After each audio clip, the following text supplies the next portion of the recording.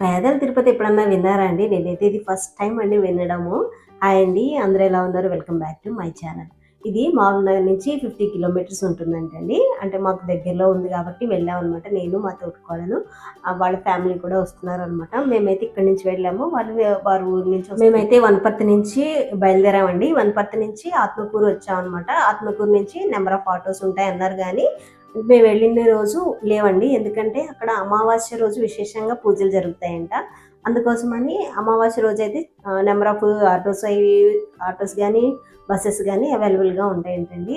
అమావాస్య రోజు గానీ, శనివారం గానీ ఉంటాయంటండి. మామూలుగా అయితే ఉండవంట. అమావాస్య రోజు విశేషంగా పూజలుంటాయని నాకు పర్సనల్‌గా తెలీదండి. మా తోటికోడలు వాళ్ళకి తెలుసంట. కానీ ఉంటారులే జనం అని అనుకున్నారు గానీ, మరి ఇంత ఖాళీగా ఉంటది, ఆటోలుండవు, బసెస్ ఉండవని అనుకోలేదనమాట. అసలు ఎక్స్‌పెక్ట్ చేయలేదండి. అంటే డైలీ ఒక బస్సు ఉంటదంటండి.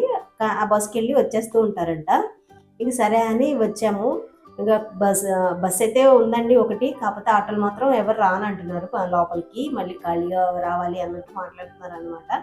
ఇక సరే అని ఒక్క ఆటో వెళ్తుంటే అది కూడా ప్లేస్ లేదండి. వెనకాల కూర్చొని వచ్చామనమాట. చూసారు కదా! గురుమూర్తి క్షేత్రాన్ని పేదల తిరుపతి కూడా అంటారంటండి. ఎందుకంటే ఇది దగ్గరలో ఉంటుంది. అందరికీ అందుబాటులో ఉంటుంది. అలాగే ఎక్కువ జనం ఉండరండి. చూసారు కదండీ! ఎక్కడ చూసినా ఖాళీగా ఉందనమాట. జస్ట్ ఒక 10, 15 మెంబర్స్ ఉన్నారండి మేము వెళ్ళినప్పుడైతే. కానీ చాలా ప్లెజెంట్‌గా ఉందండి. మొత్తం అంతా చుట్టుపక్కల కొండల మధ్యలో ఉంది కదా! ఇది కూడా 7 కొండల పైనే ఉంటారంటండి స్వామి. మనం ఇలా ఎంట్రన్స్ అవ్వగానే మనకి తిరుపతిలో ఉంటారు కదండీ ఆంజనేయ స్వామి. అలాగే ఇక్కడ కూడా ఆంజనేయ స్వామి స్టార్టింగ్‌లోనే ఉన్నారనమాట. మెట్ల మార్గంలో వెళ్తుంటే అంజనాద్రి ఉంటది కదండీ! అలాగే ఇక్కడ కూడా ఆంజనేయ స్వామి వారు ఉన్నారనమాట. ఇక్కడ మంచిగా దర్శనం చేసుకొని కొంచెం ముందుకెళ్తేనే ఉద్దాల మండపం అని ఉంటదనమాట అండి. ఉద్దాల మండపం ఫస్ట్ ఇక్కడ దర్శనం చేసుకొని అప్పుడు స్వామివారిని దర్శించుకోవడానికి వెళ్ళాలంటండి. ఉద్దాలు అనంటే స్వామివారి పాదుకలండి.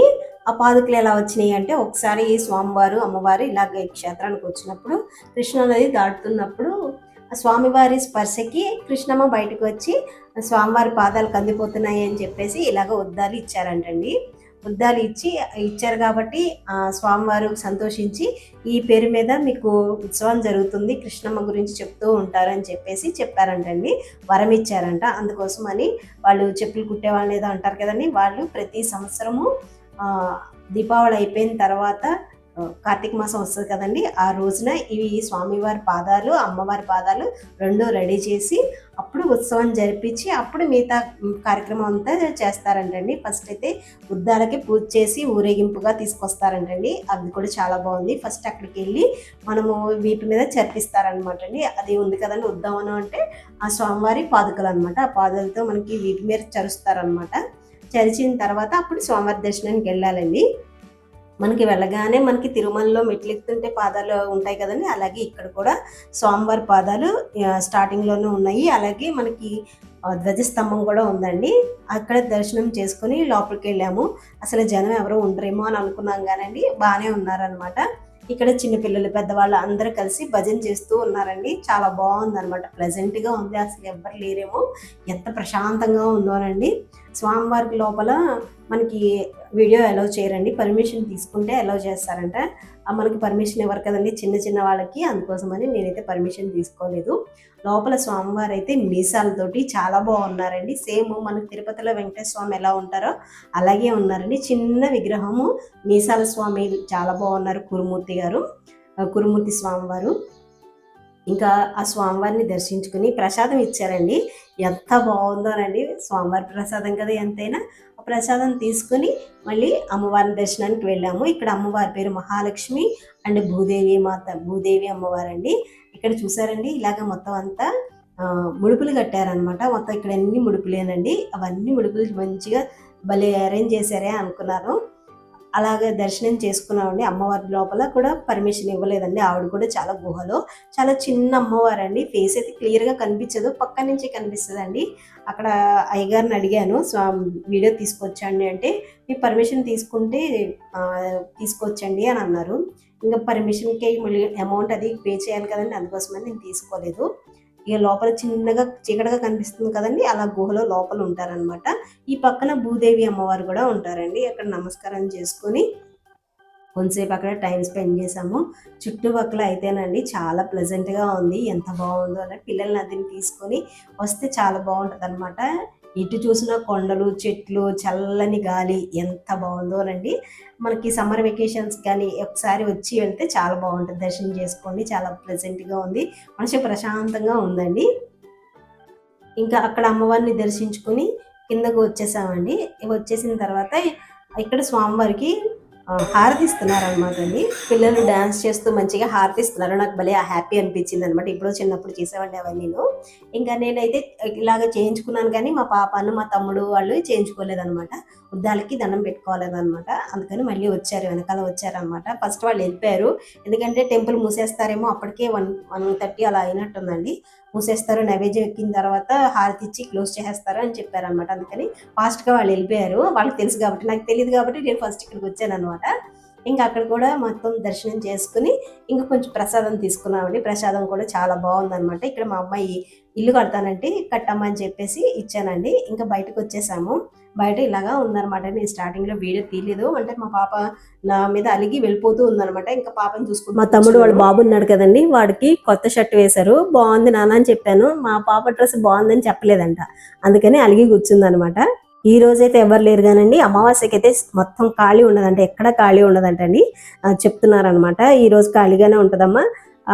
అమావాస్యకి అలాగే శనివారం ఖాళీ ఉండదు, అసలు ఇసుకేస్తే రాళ్ళంత జనం ఉంటారు అని అన్నారు అనమాట. ఎందుకు అని అంటే ఆ రోజే అమ్మవారు స్వామివారు ఇక్కడికి వచ్చారంటండి తిరుపతి నుంచి. అందుకని ఆ రోజు ఖాళీ ఉండదండి అమావాస్యకి. నేను ఎప్పుడు వినలేదండి అమావాస్యకి వెంకటేశ్వర స్వామికి పూజ చేస్తారని నేను ఎప్పుడు వినలేదు, ఇదే ఫస్ట్ టైం అనమాట. ఇదిగోండి ఇప్పుడు బయటకు వచ్చిన తర్వాత కొంచెం వీడియోస్, ఫొటోస్ అవి తీసుకుంటున్నాం అనమాట. మా తోటికోళ్ళు ఉంది కదండి, ఆరెంజ్ కలర్ డ్రెస్, అలాగే ఈ light colour beach colour sari ఏమో వాళ్ళ మదర్ అనమాట. వాళ్ళ మదర్ వాళ్ళ సిస్టర్ అనమాట అండి. ఇంకొక పింక్ శారీ కట్టుకున్నారు కదా ఆ వాళ్ళు అనమాట.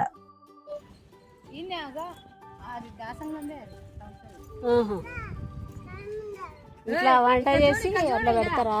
చూడు ఆడ మీ నాయన ఉంటే ఇక్కడ మా అమ్మాళ్ళు ఉన్నారు, మీ అక్కడ ఎక్కింది అని చెప్తున్నారు. ఏం రది చక్కెర సంచే వాటర్ తాగేవా? తమ్ముడి కంట వాటర్ ఇచ్చి కొంచెం గ్లాసులో పోసి వీళ్ళంటే చూడు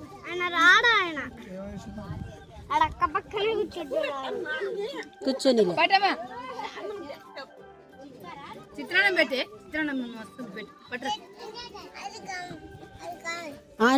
అన్నీ ఫస్ట్ అది కంప్లీట్ చేయి, సరేనా?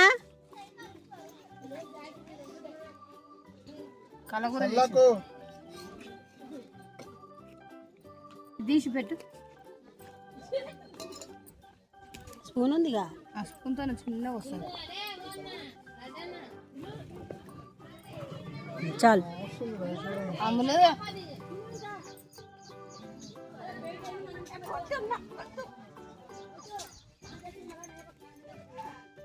చాలు. అమ్మ కెట్ చిత్రాన్నం పట్రా, చిత్రాన్నం పట్ట. కొంచెం ఎక్కువ ఉంది. అవునా? బాగుంది. అటు పట్రా. అరే రామచంద్రుడా, కథ అంటే కుట్టిందా? చీమ నడిచింది కొడుకు.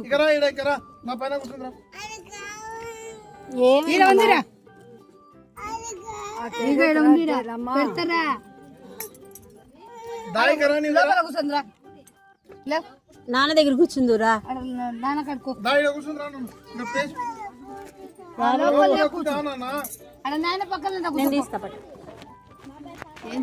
ఓ నాన్న లోపల వద్దుదా, నాన్నమ్మ కూకున్నది లోపల వద్దుదా. శ్యామకూర చుట్టలా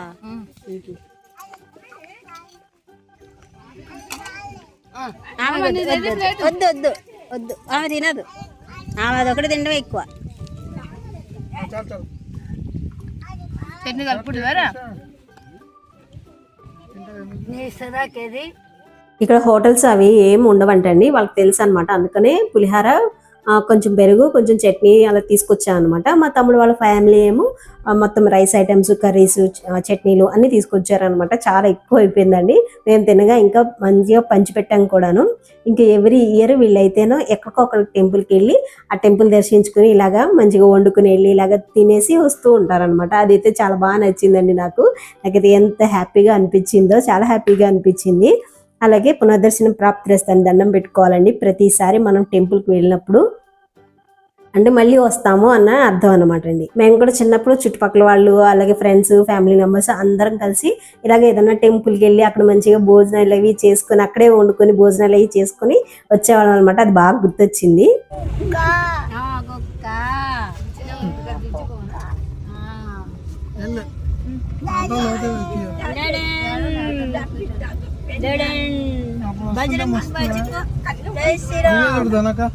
జై శ్రీరామ్ 60,000 60,000 ఇస్తారు చూడక ప్లీజ్ కా 1 month కే ఎందుకు పెడతారు జాతర అప్పుడు ఇదే అనుకుంటా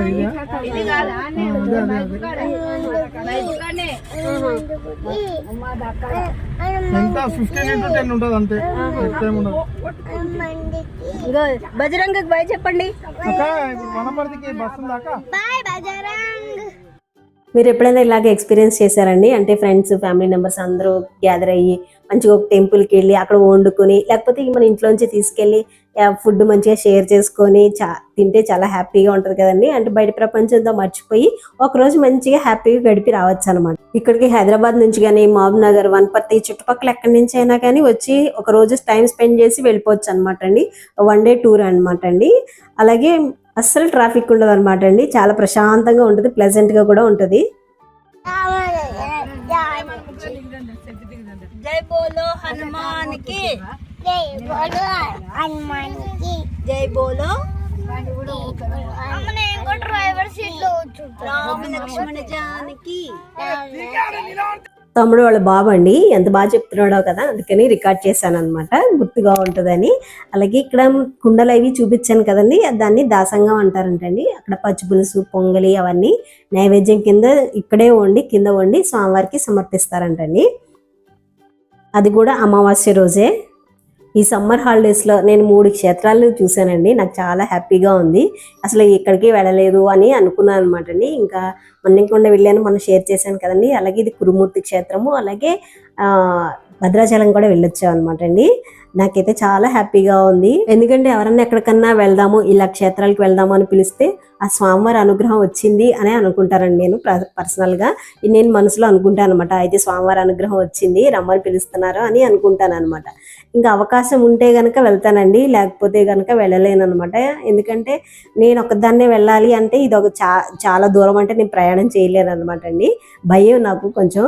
అందుకోసమని ఎవరన్నా తోడుంటే వెళ్ళగలను అనమాట. ఇంకా మా తోడుకోళ్ళ తోడుంది కదని ఆమె కొంచెం ధైర్యంగా ఉంటుంది. అందుకోసమని ఆమె కూడా వెళ్తూ ఉంటాను అనమాట. ధైర్యం అంటే వేరే ఏం లేదులేండి, నాకు కొంచెం హెల్త్ బాగోదు అనమాట. ఇంకా స్టార్టింగ్ ఇంకేమైనా మధ్యలో ఏమైనా జరిగితే ఎవరి రెస్పాన్సిబిలిటీ ఉండాలి కదండి, అందుకోసమని భయపడుతూ ఉంటాను అనమాట. ఇక్కడ ఒక విషయం మర్చిపోయానండి. ఏంటంటే మేము వచ్చాము, దర్శించుకున్నాము. తమ్ముడు వాళ్ళేమో వాళ్ళ వెహికల్లో వెళ్ళిపోయారు అనమాట. మిమ్మల్ని ఒక ఆటో ఎక్కించారనమాట. ఆటో ఎక్కిస్తే అతను ఏం చేశాడు, ఎవరు ఎక్కట్లేదమ్మా అని చెప్పేసి మళ్ళీ తీసుకొచ్చేసి టెంపుల్ దగ్గర దింపేశాడండి. టెంపుల్ దగ్గర దింపేస్తే ఒక ఆటో లేదు, ఒక బస్సు లేదు, ఏమీ లేదండి. ఎలా వెళ్ళాలి దేవుడా అనుకుంటూ కూర్చున్నాం అనమాట. ఎవరు అడిగినా కానీ రాము అని చెప్తూ ఉన్నారు. ఎలాగా అంటే అటు ఇటు వెళ్ళే వెహికల్స్ కూడా ఓన్ వెహికల్స్ ఉంటాయి కదండి, వాళ్ళు కూడా ఆపుతున్నాం అనమాట. అయినా సరే ఎవరు ఆపట్లేదు. ఇంకా దేవుడికి గట్టిగా దండం పెట్టుకున్నారండి. స్వామి అలాగే క్షేమంగా ఇంటి దగ్గర చేర్చు స్వామి, చేర్చే వాళ్ళు ఏమన్నా పంపించు స్వామి అని చెప్పేసి ఇలా ఒక్క సెకండ్ ప్రార్థించి అలా కూర్చున్నారండి. ఇంతలోకి మా తోటికోళ్ళు తెలిసిన వాళ్ళు ఎవరో కారులో వెళ్తూ ఉన్నారని, వాళ్ళు ఏదో రిజిస్ట్రేషన్ పని మీద వచ్చారంటండి, అటుగా వెళ్తున్నారు. ఇంకా చూసి గుర్తుపట్టి అన్న అని పిలిస్తే చాలా దూరం వెళ్ళి ఆగారనమాట అండి. ఎవరో పిలిచారు అన్నట్టు వెనక్కి దిగి చూసారనమాట. ఏమ్మా పిలిచావు అని అంటే, ఇక్కడికి వచ్చామన్నా, ఎవరో ఆటోలు బస్సులు ఏం లేవు అని అంటే సరే అని ఎక్కించి తీసుకెళ్లారండి. స్వామివారి అనుగ్రహం అంటే చెప్తున్నాను చూడండి. మేము కరెక్ట్గా నా టైంకి ఎంత బాగా వచ్చారంటే, ఇప్పుడు ఈ ట్రైన్ వెళ్తుంది కదండి, అందుకోసం గేట్ వేసేసారు. అందుకని బస్సు ఆగిందండి. ఆ బస్సు కూడా ఏంటండి, మేము ఎక్కవలసిన బస్సే అనమాట. ఆ బస్సు దగ్గరికి కరెక్ట్ గా తీసుకొచ్చి ఎలా దింపారో చూసారా అండి. బస్సే కదా ఉంటాయి అని అనుకోకండి, ఎందుకంటే ఆ ఊరికి ఓన్లీ 1-2 బస్సెస్ ఉంటాయంటండి. అది కూడా టైం టు టైం ఉంటాయి అనమాట. అందుకోసమని భయపడ్డాం అనమాట. స్వామివారు మంచిగా తీసుకెళ్లి బస్సు ముందే ఎంత బాగా టైంకి మనకి బస్సు అందించారో చూసారండి. ఇంకో ట్విస్ట్ ఏంటంటో తెలుసానండి, ఇక్కడి నుంచి మా దారి వేరు, మేము ఎక్కిన కారు వెళ్ళవలసిన దారి వేరే అంటండి. అందుకోసమని నాకు అది కూడా భలే మెరాకిల్ అనిపించిందండి. స్వామివారికి మనకు మనసులో అనుకున్నది ఎంత బాగా అర్థమైందో, ఎంత బాగా విన్నారో అన్నట్టు అనిపించింది అనమాట అండి. నేను అందుకే చాలా బాగా నమ్ముతూ ఉంటాను అనమాట అండి స్వామివారిని. ఇలాంటి మిరాకిల్స్ చాలా జరిగినాయండి నా లైఫ్ లో. అందుకే స్వామివారిని ఆపద ముక్కులు వాడా అని కూడా అంటారండి. మీ లైఫ్ లో ఇలాంటి మిరాకిల్స్ ఏమైనా జరిగితే నాకు కామెంట్ చేయండి. స్వామివారు అయితే మమ్మల్ని క్షేమంగా ఇంటికి దింపేశారండి. ఇదేనండి వాళ్ళకి వీడియో నచ్చితే కనుక లైక్ చేసి కామెంట్ చేయండి. అంతవరకు ఉంటాను. Check care and bye by.